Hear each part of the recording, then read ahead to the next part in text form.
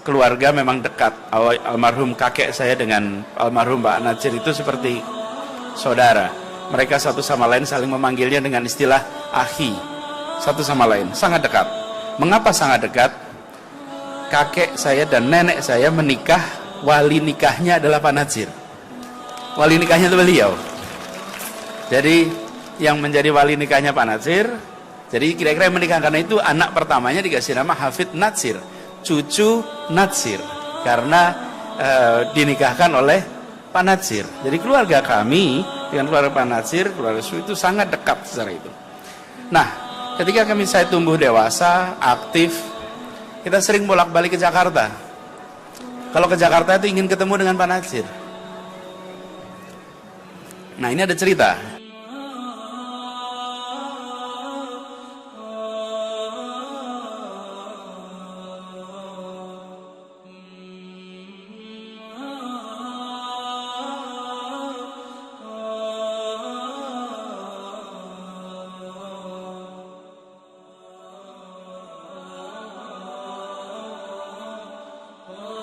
Bismillahirrahmanirrahim. Alhamdulillahirrabbilalamin. Wassalatu wassalamu ala asyrafil anbiya wal mursalin wa ala alihi wa ashabihi ajmain. Amma ba'du. Yang saya hormati Direktur Utama Pustaka Al-Kautsar, Bapak Thohir Bawazir beserta seluruh jajaran. Yang saya hormati Ketua Umum Dewan Dakwah Islamiyah Indonesia, Bapak Muhammad Siddiq. Yang saya hormati keluarga besar Bapak Muhammad Natsir, ada putra-putrinya hadir di sini, Ibu Aisyah, Ibu Hasnah, Bapak Fauzi. Yang saya hormati penulis buku ini, Bapak Lukman Hakim. Kemudian juga yang saya hormati Bapak Taufik Ismail, Bapak Umar, dan semua tamu undangan serta hadirin sekalian.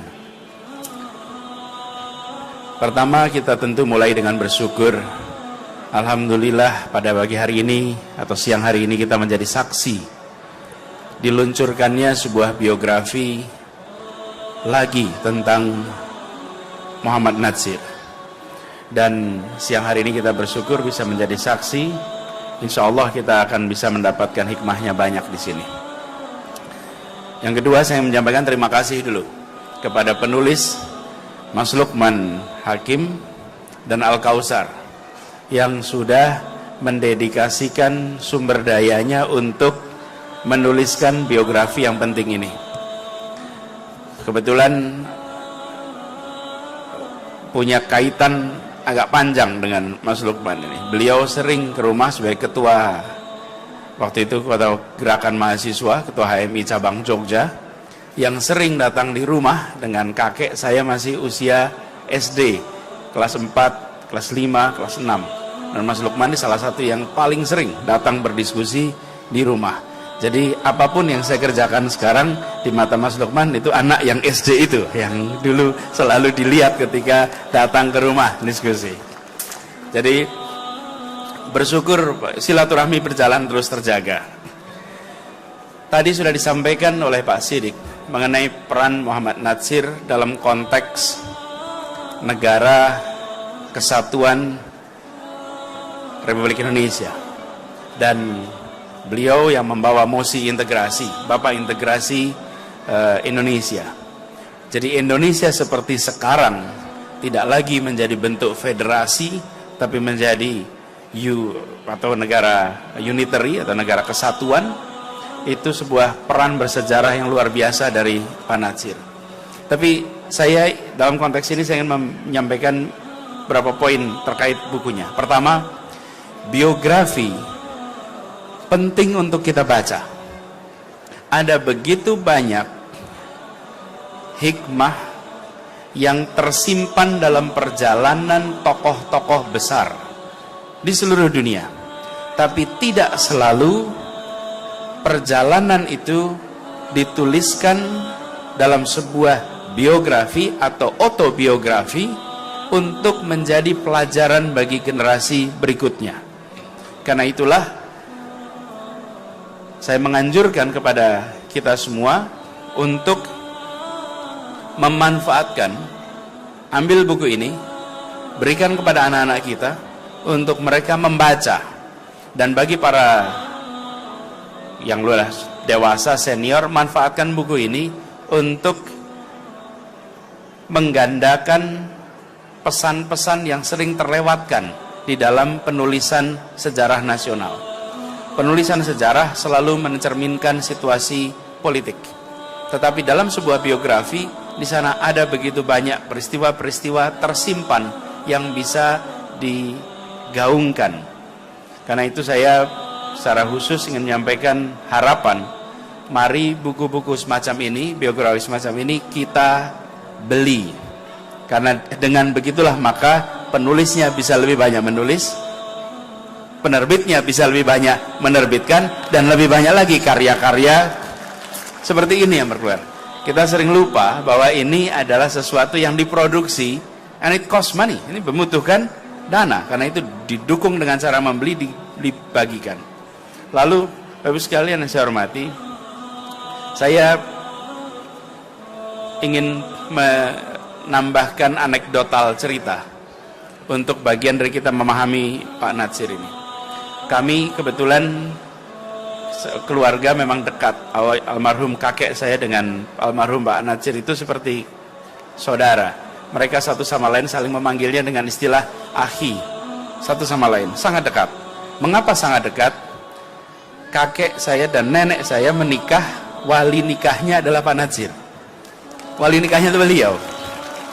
Jadi yang menjadi wali nikahnya Pak Natsir, jadi kira-kira yang menikah, karena itu anak pertamanya dikasih nama Hafid Natsir, cucu Natsir, karena dinikahkan oleh Pak Natsir. Jadi keluarga kami dengan keluarga Pak Natsir, keluarga itu sangat dekat secara itu.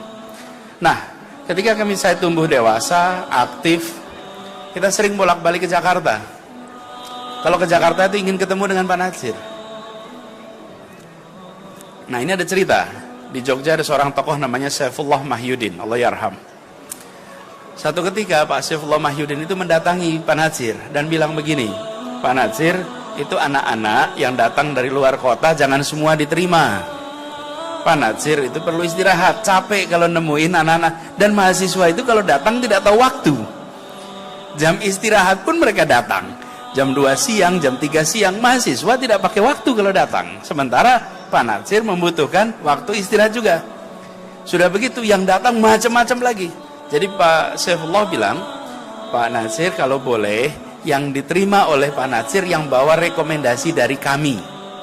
Kebetulan di Jogja ada Dewan Dakwah, kami di rumah kami itu kantor Dewan Dakwah Islamiyah di Jogja. Yang bawa rekomendasi itulah yang terima, yang tidak bawa nggak usah, karena diterima semuanya. Lalu Pak Natsir, menurut cerita Pak Saifullah, mengatakan jangan, biar setiap anak bisa ketemu saya. Kenapa? Nah, lalu ini cerita yang saya dengar versinya Pak Saifullah. Tadi saya konfirmasi juga dengan Pak Lukman bahwa ada kejadian ini. Begini kata beliau, yang dinarasikan oleh Pak Saifullah. Saya masih sekolah di Bandung, naik kereta api dari Bandung ke Jakarta. Dalam perjalanan, keretanya berhenti di Jatinegara, lalu penumpang-penumpang turun. Ada penumpang lain dalam kereta itu yang tidak turun. Saya perhatikan orang tua dengan membawa file bed ya, tempat tidur lipat. Seperti kenal, didatangi. Assalamualaikum, apakah ini Pak Cokro? Kira-kira begitu. Ya betul, saya Cokro Aminoto. Satu gerbong. Lalu ngobrollah mereka di dalam perjalanan dari stasiun Jatinegara sampai stasiun Gambir. Setelah perbincangan itu, menurut yang disampaikan oleh Pak Saifullah, kemudian Pak Natsir mengalami semangat yang luar biasa, terinspirasi luar biasa dari figur Cokro. Karena itu kemudian Pak Natsir mengatakan jangan hanya dipilih, biarlah anak-anak yang dianggap biasa-biasa saja, izinkan mereka ketemu. Siapa tahu mereka mengalami seperti yang saya alami dulu ketika bertemu dengan Cokro Aminoto. Dan akhirnya anak-anak muda dari Jogja waktu itu berdatangan semua ke sini. Kita semua merasakan dari dekat seorang pribadi yang alim, seorang negarawan yang matang, seorang politisi yang terampil, dan seorang yang berpandangan global yang luar biasa. Tidak banyak politisi, negarawan yang mampu berbicara dalam 5 bahasa, melampaui batasan-batasan teritorial geografis. Beberapa waktu yang lalu saya ke Makkah, mampir di Arabitoh Alam Islami, dan sampai di sana nama yang masih disebut adalah nama Muhammad Natsir. Jadi dikenang cukup panjang. Ada begitu banyak cerita yang nantinya kalau kita lihat di dalam biografi ini akan muncul. Karena itu saya merasa bersyukur sekali bisa ikut menjadi saksi atas keluarnya biografi ini. Insya Allah hikmah yang diambil oleh kita semua dari membaca buku ini akan mengalir sebagai pahala amal jariah untuk Allah yarham Bapak Muhammad Natsir. Dan saya izinkan di akhir karena dapat tugas meluncurkan. Jadi Bu Ketua, mohon izin saya menyampaikan rukunnya peluncuran dengan mengucap Bismillahirrahmanirrahim. Maka buku Muhammad Natsir, biografi pemikiran perjuangan, secara resmi dinyatakan diluncurkan.